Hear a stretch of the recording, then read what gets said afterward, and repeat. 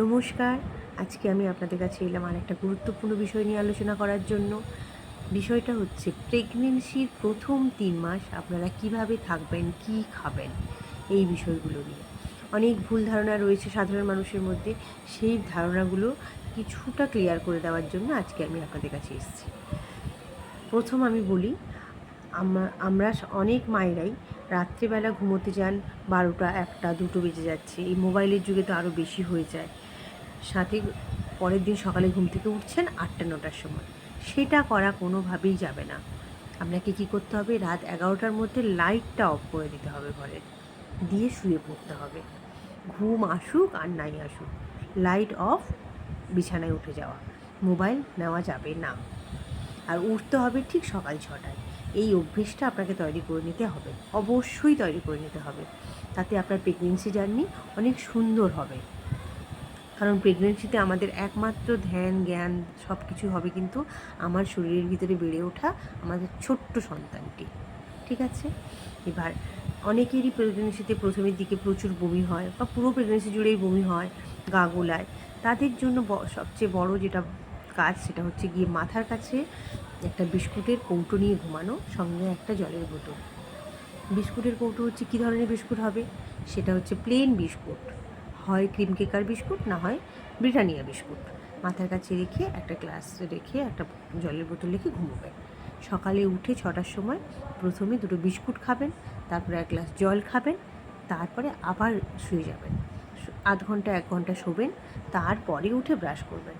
কখনোই প্রথমে উঠেই ব্রাশ করে নেবেন না, তাতে বমি ভাবটা অনেকটা বেড়ে যাবে। এটা হচ্ছে প্রথম একটা ব্যাপার। দ্বিতীয়ত বলবো, আমরা অনেকে জানি যে প্রেগনেন্সিতে বলে পেঁপে খাবেন না, আনারস খাবেন না।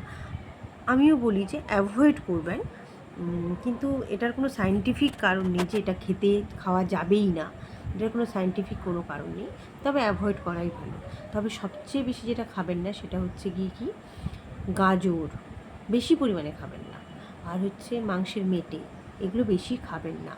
কারণ হচ্ছে এগুলোতে ভিটামিন এ থাকে, যেটা আমাদের শরীরের ভিতরে বাচ্চার জন্য খারাপ। আমাদের প্রেগনেন্সিতে একটাই ভিটামিন লাগে, সেটা হচ্ছে ফলিক অ্যাসিড। সেটা তো আমরা সাপ্লিমেন্ট হিসেবে খাই, সঙ্গে খাবারেও খাই। তার জন্য অন্যান্য কোনো ভিটামিনেরই দরকার পড়ে না। আর ভিটামিন এ যুক্ত যে খাবারগুলো, সেটা শরীরে বাচ্চার জন্য ক্ষতিকর। তাই ওগুলো একটু কম খাওয়ার চেষ্টা করবেন। হলো। আর হচ্ছে জল আমাদেরকে প্রচুর পরিমাণে খেতে হবে, কিন্তু একসাথে পুরো জল নয়, অল্প অল্প পরিমাণে জল খেতে হবে। আর সঙ্গে হচ্ছে গিয়ে আমরা যেটা মনে করি যে টোটোয় উঠবো না, অটোয় উঠবো না, রিকশায় উঠবো না, বাইকে উঠবো না, বেশি দূর যাতায়াত করবো না, হাঁটবো না বেশি, এইগুলো কিন্তু একেবারেই ভুল ধারণা। এগুলোর জন্য যদি মিসক্যারেজ হয় মনে করেন, তা কিন্তু নয়। আমরা সবটাই করব, কিন্তু অল্প বিস্তর করব। আমার যতটা প্রয়োজন আমরা ততটা করব। ঝুঁকে কাজ করব যতটা আমার দরকার, ঝাঁট দেব যতটা আমার দরকার, সিঁড়িতে আমি উঠব যতটা আমার দরকার, অতিরিক্ত কোনোটাই কিছু করব না। এই হচ্ছে একটা ব্যাপার। তৃতীয়ত হচ্ছে, যিনি হচ্ছেন থাইরয়েডের ওষুধ খান, তিনি সকালে ৬টার সময় উঠলেন, থাইরয়েডের ওষুধ খেলেন, আবার আধ ঘন্টা শুলেন, আধ ঘন্টা পরে আবার ২টো বিস্কুট খেলেন, ২টো বিস্কুট খেয়ে আবার আধ ঘন্টা শোবেন, তারপরে উঠবেন, দেখবেন বমিভাব অনেক কমে যাবে।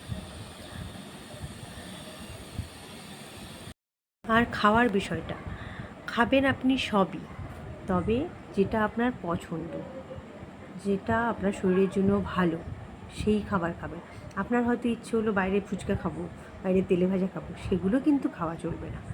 আপনি আপেল খেতে ইচ্ছে হচ্ছে আপেল খাবেন, আপনার ডাল খেতে ইচ্ছে হচ্ছে ডাল খাবেন, আপনার ভাত খেতে ইচ্ছে হচ্ছে আপনি ভাত খাবেন।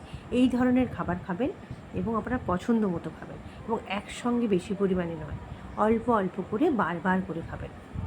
এইটা একটা ব্যাপার। আর হচ্ছে জল, জল আপনি অল্প অল্প করে খাবেন, বারবার করে খাবেন, এবং টয়লেটও আপনি বারবার করবেন। কোনোভাবেই টয়লেট চেপে রাখা যাবে না, কারণ এই সময় মায়েদের ইউটিআই প্রচুর হয়। যদি টয়লেট চেপে রাখেন, ইউটিআইয়ের মাত্রা আরও বেড়ে যাবে। তাই আপনারা চেষ্টা করবেন বারবার জল খেয়ে বারবার টয়লেট করে নেওয়া। ফার্স্ট ট্রাইমেস্টার এমন একটা সময়, যেটা হচ্ছে ফার্স্ট ট্রাইমেস্টার বলতে হচ্ছে ২০ সপ্তাহ। এই ২০ সপ্তাহে হচ্ছে বাচ্চা কিন্তু বড় হয় না, বাচ্চার গঠন তৈরি হয়, চোখ তৈরি হয়, নাক তৈরি হয়, কান তৈরি হয়, এই তৈরি হয়। তার জন্য কিন্তু আমাদের বেশি খাবার খেতে হবে না, বেশি খাবার খেতে হবে 20 সপ্তাহের পর থেকে।